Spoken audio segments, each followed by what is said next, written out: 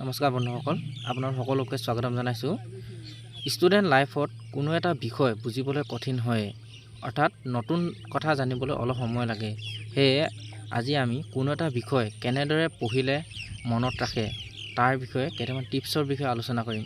আহকচোন ভিডিঅ' আৰম্ভ কৰোঁ। প্ৰথমতে থ্ৰ'লি ৰিডিং।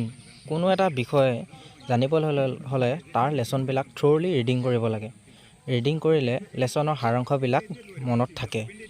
দ্বিতীয়তে কুৱেশ্যন বনোৱা। যেতিয়া কোনো এটা লেচন পঢ়া হয় তাৰ পৰা কিছুমান সৰু সৰু কুৱেশ্যন আনচাৰ বনাব লাগে। এনে কৰিলে গোটেই লেচনটোৰ সমগ্ৰ জ্ঞান পোৱা যায়।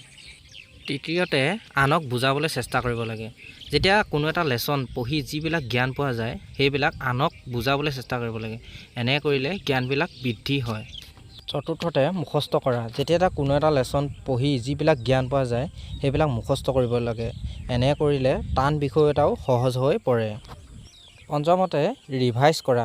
যেতিয়া কোনো এটা বিষয় পঢ়ি যিবিলাক সম্যক জ্ঞান পোৱা যায় সেইবিলাক পৰীক্ষাৰ আগতে ৰিভাইজ কৰিব লাগে আৰু নিজকে পৰীক্ষা কৰি চাব লাগে যাতে সেইবিলাক পৰীক্ষাত কোনো ধৰণৰ বেমেজালি নহয়।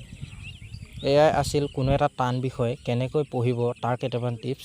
আশা কৰোঁ বন্ধু বান্ধৱীসকল ভিডিঅ'টো আপোনালোকে ভাল পালে। ধন্যবাদ।